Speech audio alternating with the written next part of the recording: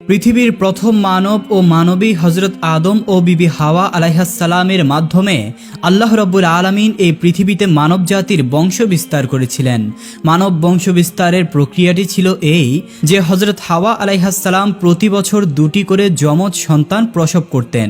সেই সন্তানদের একটি হতো পুরুষ এবং অপরটি হতো নারী। হজরত আদম ও বিবি হাওয়ার প্রথম জোড়ার পুরুষ সন্তানটির নাম রাখা হয়েছিল কাবিল এবং কন্যা সন্তানের নাম রাখা হয়েছিল আকলিমা। দ্বিতীয় জোড়ার পুরুষ সন্তানটির নাম রাখা হয়েছিল হাবিল এবং কন্যা সন্তানের নাম রাখা হয়েছিল গাজা। কাবিলের সাথে জন্মগ্রহণকারিণী বোন আকলিমা ছিল অত্যন্ত রূপসী সুন্দরী। আল্লাহ রব্বুল আলামিন তাকে সীমাহীন রূপ সৌন্দর্য দান করেছিলেন। পক্ষান্তরে হাবিলের সাথে জন্মগ্রহণ করা কন্যা সন্তান গাজা তেমন রূপবতী ছিল না। আল্লাহ রব্বুল আলামিন তাকে তেমন রূপ সৌন্দর্য দেননি। এভাবেই প্রতি বছর বিবি হাওয়া আলাইহাসসালাম যমজ সন্তান জন্মদান করতে লাগলেন এবং মানবের বংশ বিস্তার হয়ে চলল। তাদের প্রথম 2 জোড়া সন্তানগুলি যখন বিয়ের বয়সে উপনীত হলেন তখন আল্লাহ রব্বুল আলামিন একটি বিশেষ নির্দেশ নিয়ে জিবরাইল আলাইহিসসালামকে আদম আলাইহিসসালামের কাছে প্রেরণ করলেন। হযরত জিবরাইল আলাইহিসসালাম আদম আলাইহিসসালামের কাছে উপস্থিত হয়ে বললেন, হে আল্লাহর নবী আদম, আপনার প্রথম 2 জোড়া পুত্র কন্যাদের বিবাহের বয়স হয়েছে। আল্লাহ রব্বুল আলামিনের উদ্দেশ্য হলো মানবের বংশ বিস্তার করা, অতএব আপনি তাদের মাঝে বিবাহ সংগঠিত করুন। তবে এই ক্ষেত্রে আল্লাহ রব্বুল আলামিনের নির্দেশ ছিল একই জোড়া পুত্র ও কন্যার মধ্যে বিবাহ সংগঠিত হতে পারবে না, বরং এক জোড়ের পুত্রের সাথে অপর জোড়ের কন্যার বিবাহ হবে। সাবধান যাতে কোনোভাবেই এক জোড়ের পুত্র কন্যাদের মাঝে বিবাহ সংগঠিত না হয়। এই বলে হযরত জিবরাইল আলাইহিস সালাম বিদায় গ্রহণ করলেন। আল্লাহ রব্বুল আলামিনের পক্ষ থেকে নির্দেশ লাভ করে হযরত আদম আলাইহিস সালাম তার 2 পুত্র হাবিল ও কাবিলকে ডাকলেন এবং তাদেরকে বললেন, হে বৎস, আল্লাহ রব্বুল আলামিনের পক্ষ থেকে একটি বিশেষ নির্দেশ এসেছে। তোমাদের বিবাহের বয়স হয়েছে আর আল্লাহ রব্বুল আলামিনের উদ্দেশ্য হলো মানবের বংশ বিস্তার করা, অতএব আমি তোমাদের মাঝে বিবাহ সংগঠিত করে দিতে চাই। হে বৎস, তোমরা শুনে রাখো, বিবাহের ক্ষেত্রে আল্লাহ রব্বুল আলামিনের বিধান হলো একই জোড়ের পুত্র কন্যার মাঝে বিবাহ সংগঠিত হতে পারবে না, বরং প্রথম জোড়ের কন্যাকে দ্বিতীয় জোড়ের পুত্রের সাথে বিবাহ দিতে হবে এবং দ্বিতীয় জোড়ের পুত্রকে প্রথম জোড়ের কন্যার সাথে বিবাহ দিতে হবে। সুতরাং কাবিল বিবাহ করবে গাজাকে এবং হাবিল বিবাহ করবে আকলিমাকে। পিতার এইরূপ আদেশ শুনে হাবিল নীরব রইল, কিন্তু কাবিল প্রবল আপত্তি করে বসল এবং সে প্রতিবাদের সুরে বলে উঠল, হে আমার পিতা, আপনি আমাদেরকে যে নির্দেশ দিচ্ছেন তা বড় অন্যায় ও ইনসাফহীন একটি নির্দেশ। আকলিমা আমার সাথে জন্মগ্রহণ করেছে, যুক্তির দাবি এটাই যে তাকে আমার সাথেই বিবাহ দেওয়া হবে, আর গাজা হাবিলের সাথে জন্মগ্রহণ করেছে, অতএব তাকে হাবিলের সাথেই বিবাহ দেওয়া হোক। আমার বোন আকলিমা অনেক সুন্দর ও সুশ্রী, পক্ষান্তরে গাজা অনেক কুৎসিত। আমি আমার বোন আকলিমাকে ছাড়া অন্য কাউকেই বিবাহ করব না। সুতরাং হাবিল তার কুৎসিত বোন গাজাকে বিবাহ করুক আর আমি আমার সুন্দরী বোন আকলিমাকেই বিবাহ করব। আল্লাহ তাআলা তো আমাদেরকে মায়ের গর্ভে জোড়ায় জোড়ায় সৃষ্টি করেছেন, অতএব দুনিয়ার জমিনে ভূমিষ্ঠ হবার পরে আপনি কেন এই জোড়া ভাঙতে চাচ্ছেন? এটা তো কঠিন জুলুম, অত্যাচার এবং ন্যায় নীতিহীন একটি আদেশ। হে আমার পিতা, আমার মনে হয় আপনি হাবিলকে অধিক ভালোবাসেন, তাই তার সাথে আমার সুন্দরী বোন আকলিমাকে বিবাহ দিতে চাচ্ছেন। তবে আমিও আমার পরিষ্কার সিদ্ধান্ত জানিয়ে দিচ্ছি, আমি হাবিলের সাথে আকলিমার বিবাহ কোনোভাবেই মেনে নিব না। যে করেই হোক আমার বোন আকলিমাকে আমিই বিবাহ করব। আমি আপনাকে আগেই জানিয়ে দিচ্ছি, আমাদের বিবাহ নিয়ে যদি কোনো দুর্ঘটনা সৃষ্টি হয় তাহলে তার জন্য আপনিই দায়ী থাকবেন। কাবিলের কথা শুনে আদম আলাইহিসসালাম বললেন, বৎস, তুমি হয়তো মনে করছো যে এগুলি আমার নিজের বানানো কোনো কথা, কিন্তু আমি এবার নিজে থেকে কোনো কিছুই বানিয়ে বলছি না। আমি আল্লাহ রব্বুল আলামিনের হুকুমগুলি তোমাদেরকে শুনিয়ে দিচ্ছি মাত্র। আর তুমিও জেনে রাখো, আল্লাহ রব্বুল আলামিনের বিধানের সামান্যতম আমি নড়চড় করব না। তার নির্দেশ অনুসারেই তোমাদের বিবাহ সংগঠিত হবে। আমি একবার তার হুকুম অমান্য করে বেহেশত থেকে দুনিয়ায় নিক্ষিপ্ত হয়েছি, আমি আর কোনোদিন তার কোনো নির্দেশ অমান্য করতে পারবো না। পুনরায় যদি আমি আমার প্রতিপালকের হুকুমের অন্যথা করি তাহলে আমার উপর কোন বিপদ আসবে তা আমি জানি না। আমি আমার প্রতিপালকের আযাব ও শাস্তি নিয়ে অত্যন্ত ভীত সন্ত্রস্ত। অতএব হে বৎস, অবনত চিত্তে আল্লাহ রব্বুল আলামিনের হুকুমকে মেনে নাও এবং তিনি যেভাবে বিবাহের ফরমান জারি করেছেন সে মতেই তোমরা বিবাহ করার জন্য প্রস্তুত হয়ে যাও। কিন্তু হযরত আদম আলাইহিসসালামের কোনো নসিহতি কাবিলের কর্ণগোচর হলো না। সে তার জিদের উপরেই অটল থাকলো। হযরত আদম আলাইহিসসালাম তাদেরকে বললেন, ঠিক আছে, তোমরা এখন যাও, আমি এই ব্যাপারে আল্লাহ রাব্বুল আলামিনের পরবর্তী নির্দেশের অপেক্ষা করব। অতঃপর আল্লাহ রাব্বুল আলামিনের নির্দেশ আমি তোমাদেরকে জানিয়ে দিব। এরপর হযরত আদম আলাইহিসসালাম আল্লাহ রাব্বুল আলামিনের দরবারে দোয়া করলেন, হে মাবুদ, আমার সন্তানদের বিবাহের ব্যাপারে যে ফিতনা সৃষ্টি হয়েছে তা তুমি সবকিছুই দেখছো। আমাকে এই ব্যাপারে একটি উত্তম ফয়সালা দান করুন, যাতে করে প্রত্যক্ষভাবে তারা এর একটি প্রমাণ পেতে পারে। হযরত আদম আলাইহিসসালামের দোয়ার পরিপ্রেক্ষিতে আল্লাহ রাব্বুল আলামিনের নির্দেশ নিয়ে হযরত জিবরাইল আলাইহিসসালাম তার কাছে আগমন করলেন এবং তিনি বললেন, হে আদম, আপনি আপনার পুত্রদ্বয়কে কুরবানি করার নির্দেশ দিন। তারা তাদের কুরবানি নিয়ে পাহাড়ে রেখে আসবে। অতঃপর যার কুরবানি কবুল করা হবে সেই আকলিমাকে বিবাহ করবে। আল্লাহ রাব্বুল আলামিনের পক্ষ থেকে নির্দেশ প্রাপ্ত হয়ে হযরত আদম আলাইহিসসালাম পুনরায় তার পুত্রদ্বয়কে ডাকলেন এবং তিনি তাদেরকে বললেন, হে বৎসদ্বয়, আল্লাহ রাব্বুল আলামিনের নির্দেশ হলো তোমরা দুজনেই কুরবানি করবে এবং তোমাদের কুরবানির বস্তু পাহাড়ের উপর রেখে আসবে। যার কুরবানিকে আল্লাহ রাব্বুল আলামিন কবুল করবেন সেই আকলিমাকে বিবাহ করতে পারবে। অতএব যাও, তোমরা তোমাদের কুরবানি পাহাড়ের উপর রেখে আসো। হযরত আদম আলাইহিসসালামের যুগে কুরবানির নিয়ম ছিল কুরবানির বস্তু পাহাড়ের উপর রেখে আসা হতো। আল্লাহ রাব্বুল আলামিন যার কুরবানি কবুল করতেন তার কুরবানি আগুন এসে জ্বালিয়ে দিত। আর এটাই ছিল আল্লাহ রাব্বুল আলামিনের কাছে কুরবানি কবুল হওয়ার নিদর্শন। পিতার নির্দেশ পেয়ে হাবিল ও কাবিল তাদের নিজ নিজ মাল থেকে কুরবানির বস্তু সংগ্রহের জন্য চলে গেল। কাবিল ছিল কৃষক, কৃষি কাজ করে শস্য উৎপন্ন করত। সুতরাং সে তার কৃষি পণ্যের মাধ্যমে কুরবানির সামগ্রী সংগ্রহের জন্য মনস্থির করল। পক্ষান্তরে হাবিল ছিল একজন মেষ পালক। সে মেষ চড়িয়েই জীবিকা উপার্জন করত। তাই সে তার মেষগুলি থেকে আল্লাহ রাব্বুল আলামিনের রাস্তায় একটিকে কুরবানির জন্য মনস্থির করল। এক্ষেত্রে সে তার সবচাইতে উত্তম ও মোটা তাজা মেষটিকে আল্লাহ রাব্বুল আলামিনের রাস্তায় কুরবানি করার জন্য ঠিক করলো। অতঃপর কাবিল ও হাবিল দুজনেই তাদের কুরবানি পাহাড়ের উপর রেখে আসলো। মুফাসসিরিনে কিরাম উল্লেখ করেছেন যে হযরত আদম আলাইহিসসালামও তাদের সাথে সেই স্থানে উপস্থিত ছিলেন। এর কিছুক্ষণ পরেই আল্লাহ রাব্বুল আলামিনের পক্ষ থেকে এক খণ্ড আগুন এসে হাবিলের কুরবানিকে জ্বালিয়ে দিল। এই দৃশ্য দেখে হাবিল অত্যন্ত খুশি ও আনন্দিত হয়ে আল্লাহ রাব্বুল আলামিনের দরবারে শুকরিয়া জ্ঞাপন করলো। পক্ষান্তরে কাবিল লজ্জায় ও অনুতাপে হিংস্র ও ক্রুদ্ধ মূর্তি ধারণ করলো। সে আদম আলাইহিসসালামকে বলল, পিতা, আপনি হাবিলকে অধিক ভালোবাসেন এবং তার জন্যই দোয়া করেছেন, তাই তার কুরবানি কবুল হয়েছে। কিন্তু আমাকে আপনি ভালোবাসেন না এবং আমার জন্য দোয়াও করেননি, তাই আমার কুরবানি কবুল হয়নি। এবং সে হাবিলকে লক্ষ্য করে বলল, হাবিল, অবশ্যই আমি তোমাকে হত্যা করব। হাবিল প্রতিউত্তরে বলল, হে ভ্রাতা, তুমি যদি আমাকে হত্যা করার জন্য তোমার হাত সম্প্রসারিত করো, আমি তোমাকে হত্যা করার জন্য আমার হাত সম্প্রসারিত করব না। আমি চাই তুমি আমার পাপ এবং তোমার পাপ বহন করো। আর কেবলমাত্র মুত্তাকিদের পক্ষ থেকেই আল্লাহ রাব্বুল আলামিন কবুল করে থাকেন। হযরত আদম আলাইহিসসালাম তাকে বললেন, বৎস, তুমি নিজের চোখেই প্রত্যক্ষ করলে আল্লাহ রাব্বুল আলামিনের মর্জি ও ইচ্ছা কোনটি। আল্লাহ রাব্বুল আলামিনের মর্জি ও ইচ্ছার প্রতি সন্তুষ্ট থেকে তুমি হাবিলের সাথে সদ্ভাব বজায় রাখো এবং আল্লাহ রাব্বুল আলামিনের ফরমান অনুযায়ী বিবাহ করায় রাজি হয়ে যাও। এতে আল্লাহ রাব্বুল আলামিন অত্যন্ত খুশি হবেন এবং দুনিয়া ও আখিরাত উভয় জাহানেই তোমার কল্যাণ হবে। কিন্তু কাবিল পিতার কোনো কথার দিকেই কর্ণপাত করল না। সে নিজের অপমানের জ্বালায় হাবিলের প্রতি আরো শত্রু ভাবাপন্ন হয়ে পড়ল। সে দৃঢ় প্রতিজ্ঞা করল, যে করেই হোক হাবিলকে সে হত্যা করবেই। এরপর থেকে সে হাবিলকে হত্যা করার জন্য সুযোগ খুঁজতে লাগলো।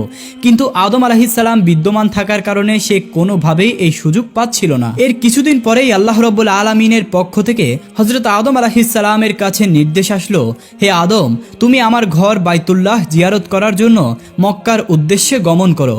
হযরত আদম আলাইহিসসালাম আল্লাহ রাব্বুল আলামিনের পক্ষ থেকে এই নির্দেশ লাভ করার পরে আকাশের দিকে লক্ষ্য করে তিনি বললেন, হে আকাশ, তুমি কি আমার সন্তান সন্ততিদেরকে রক্ষা করার করার দায়িত্ব গ্রহণ করবে? প্রতি উত্তরে আকাশ বলল, হে আদম, আমি তোমার সন্তানদেরকে রক্ষার দায়িত্ব গ্রহণ করতে পারবো না। এরপরে হযরত আদম আলাইহিসসালাম পাহাড়কে লক্ষ্য করে বললেন, হে পাহাড়, তুমি কি আমার সন্তানদেরকে রক্ষার দায়িত্ব গ্রহণ করতে পারবে? পাহাড় জবাব দিল, হে আদম, আমি তোমার সন্তানদেরকে রক্ষার দায়িত্ব গ্রহণ করতে পারবো না। অতঃপর হযরত আদম আলাইহিসসালাম জমিনকে লক্ষ্য করে বললেন, হে জমিন, তুমি কি আমার সন্তানদেরকে রক্ষা করার দায়িত্ব গ্রহণ করতে পারবে? জমিনও হযরত আদম আলাইহিসসালামকে একই উত্তর দিল। তখন হযরত আদম আলাইহিসসালাম হাবিলকে বললেন, হে হাবিল, তুমি কি আমার সন্তানদেরকে রক্ষা করার দায়িত্ব গ্রহণ করতে পারবে? হাবিল বলল, হে আমার পিতা, আল্লাহ রাব্বুল আলামিন যদি আমার উপর অনুগ্রহ করেন তাহলে অবশ্যই আমি এই দায়িত্ব গ্রহণ করতে রাজি আছি। এরপরে হযরত আদম ও বিবি হাওয়া স্বীয় সন্তানদেরকে রক্ষণাবেক্ষণের দায়িত্ব হাবিলের কাছে দিয়ে মক্কার উদ্দেশ্যে রওনা হয়ে গেলেন। আদম আলাইহিসসালাম হজে গমন করার পরে কাবিল তার উদ্দেশ্য সিদ্ধির জন্য একটি বিশাল সুযোগ পেয়ে গেল। এতদিনে সে পিতার শাস্তির ভয়ে তার উদ্দেশ্য সিদ্ধ করতে পারছিল না, কিন্তু যখন পিতা তাদের থেকে দূরে চলে গেল তখন আর কিসের ভয়? কোনো একদিন হাবিল তার বকরি ও মেষপাল চড়াতে মাঠে গেল। এরপরে সে ক্লান্ত হয়ে একটি বৃক্ষের ছায়ায় ঘুমিয়ে পড়ল। কাবিল যখন দেখল হাবিল নির্জন একটি প্রান্তরে গাছের ছায়ায় একাই ঘুমিয়ে রয়েছে, তখন সে সেটিকে বিশেষ সুযোগ মনে করতে লাগলো। সে ভাবল হাবিলকে হত্যা করার জন্য এটাই উপযুক্ত সময়, কিন্তু সে একটি বিপদের সম্মুখীন হয়ে গেল। হত্যা করবে তো ঠিকই, কিন্তু হত্যা করবে কোন উপায়ে তা সে স্থির করতে পারল না। যেহেতু ইতিপূর্বে কেউ কোনো মানুষ হত্যা করেনি, তাই এই পদ্ধতি কাবিলের জানা ছিল না। মানবজাতির চিরশত্রু ইবলিস যখন দেখল হত্যা করা নিয়ে হাবিল একটি বিশেষ সমস্যায় পতিত হয়েছে, তখন সে ভাবতে লাগলো অবশ্যই তাকে সাহায্য করা আমার একান্ত দায়িত্ব ও কর্তব্য। মূলত সে তো এরকম একটি সুযোগের অপেক্ষায় ছিল, তাই সে আর কাল বিলম্ব না করে একজন পথিকের আকৃতিতে কাবিলের সামনে আত্মপ্রকাশ করলো। অতঃপর সে তার শয়তানি শক্তির বলে একটি কৃত্রিম সাপ তৈরি করলো। সাপটি ধীরে ধীরে মানবরূপী ইবলিসের দিকে এগিয়ে আসতে লাগলো। ইবলিস জমিন থেকে একটি পাথর উঠিয়ে সাপের মাথা লক্ষ্য করে ছুঁড়ে মারল। ফলে সাপের মাথা চূর্ণ বিচূর্ণ হয়ে গেল এবং সেখানেই সাপটি প্রাণ ত্যাগ করলো। হত্যা করার এই পদ্ধতি দেখে কাবিল অত্যন্ত খুশি হলো এবং সে স্থির করলো এই পদ্ধতিতেই সে তার ভাই হাবিলকে হত্যা করবে। হত্যা করার পদ্ধতি শিকার পরে কাবিল ধীরে ধীরে হাবিলের দিকে এগিয়ে যেতে লাগলো। যখন সে হাবিলের কাছে পৌঁছে গেল তখন সে বিরাট একটি পাথর হাতে তুলে নিল। অতঃপর সে পাথরটি ঘুমন্ত হাবিলের মাথা লক্ষ্য করে প্রচন্ড বেগে ছুঁড়ে মারল। পাথরের আঘাতে হাবিলের মাথা ফেটে চৌচির হয়ে গেল এবং সাথে সাথে সে মৃত্যুর কোলে ঢলে পড়ল। হাবিলের মৃত্যু তো হলো ঠিকই, কিন্তু এখন একটি নতুন সমস্যা দেখা দিল, আর তা হলো এই যে হাবিলের মৃতদেহ কিভাবে গোপন করে নিজের আত্মরক্ষা করবে। তার মনে এই চিন্তা দেখা দিল যে যদি হাবিলের লাশ এভাবে এখানে পড়ে থাকে তাহলে তার মৃত্যুর কথা নিশ্চয়ই পিতার কর্ণগোচর হবে এবং আমি যে তার হত্যাকাণ্ড ঘটিয়েছি এটা অবশ্যই তিনি বুঝতে পারবেন। সুতরাং হাবিলের মৃত্যুর খবর কিছুতেই যাতে পিতার কানে না পৌঁছে এবং তার লাশেরও যাতে তিনি কোনো সন্ধান না পান, এজন্য তার লাশকে গোপন করে রাখা দরকার। কিন্তু কাবিল বুঝতে পারছিল না যে কিভাবে সে তার ভাই হাবিলকে দাফন করবে। যেহেতু ইতিপূর্বে এ কাজ পৃথিবীর কোনো মানুষই করেনি, তাই কাবিল তার ভাই হাবিলের মৃত লাশ কাঁধে নিয়ে এদিক সেদিক ঘোরাঘুরি করতে লাগলো। আর সে ভাবতে লাগলো কিভাবে এই লাশটিকে গোপন করা যায়। অনেক মুফাসসিরিন কেরামগণ বলেছেন কাবিল এভাবে তার ভাইয়ের লাশটিকে নিয়ে 1 বছর পর্যন্ত ঘুরেছিল। অনেকের মতে কয়েক মাস ঘুরেছিল, আবার কেউ কেউ বলেন কয়েক দিন বা কয়েক সপ্তাহ পর্যন্ত ঘুরেছিল। তবে সঠিক ব্যাপারটি আল্লাহ রাব্বুল আলামিনই ভালো জানেন।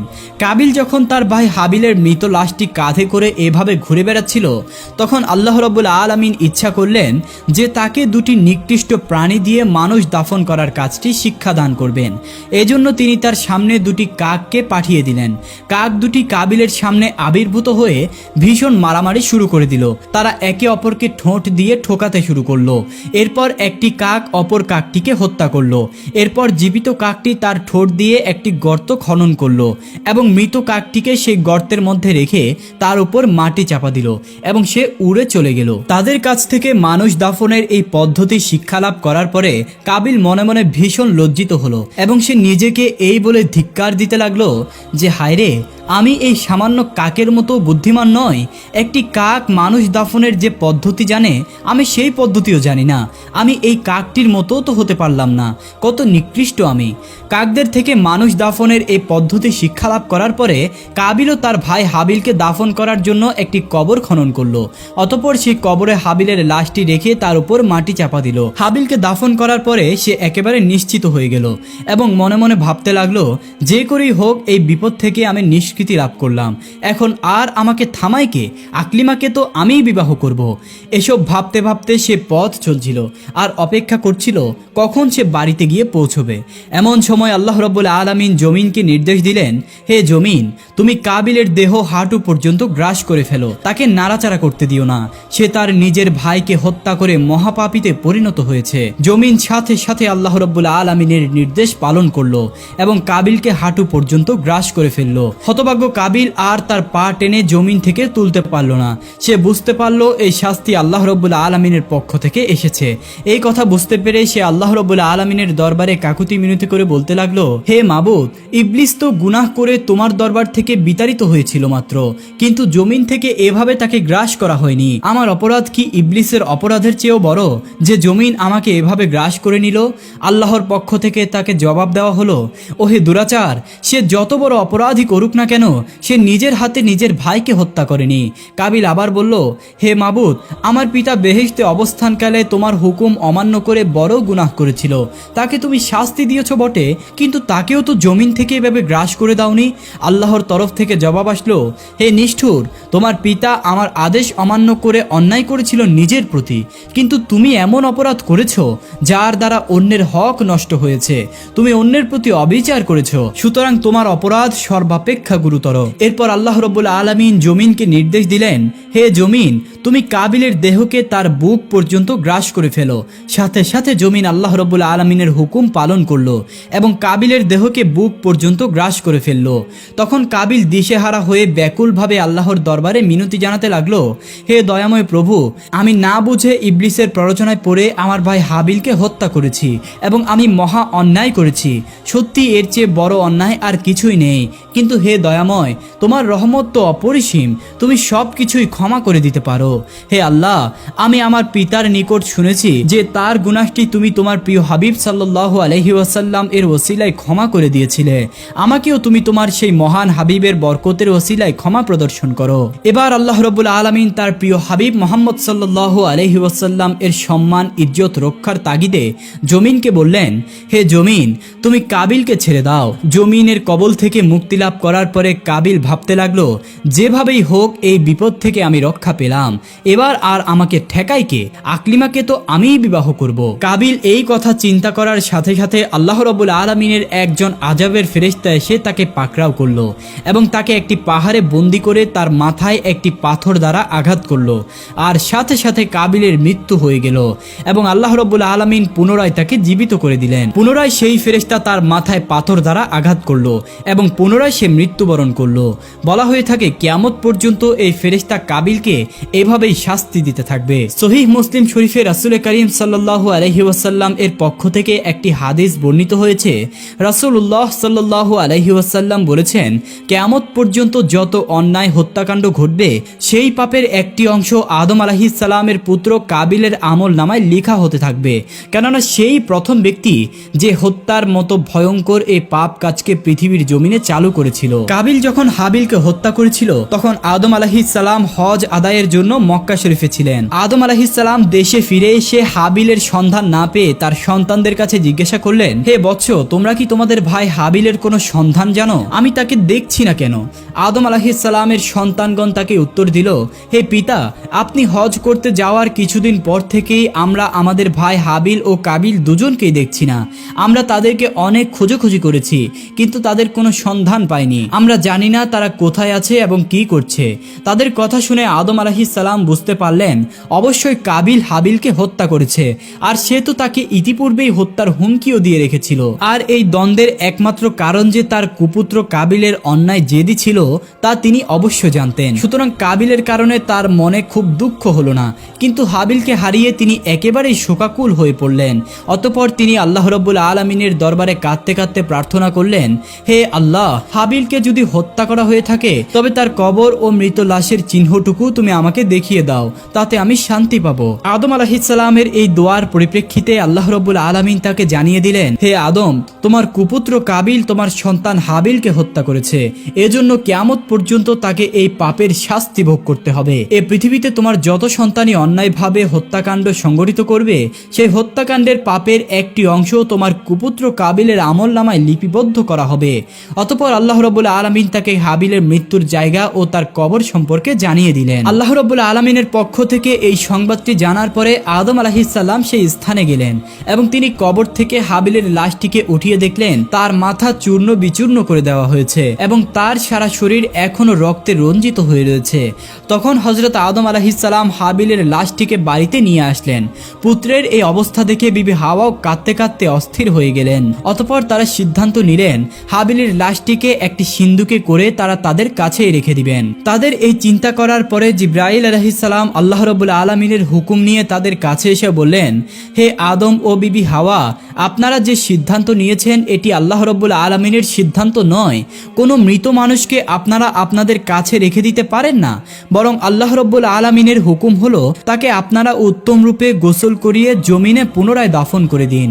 জিবরাইল আলাইহিসসালামের পরামর্শে আদম আলাইহিসসালাম পুনরায় তার পুত্র হাবিলের লাশটিকে উত্তম রূপে কাফনের কাপড় পরিধান করিয়ে দাফন করে দিলেন।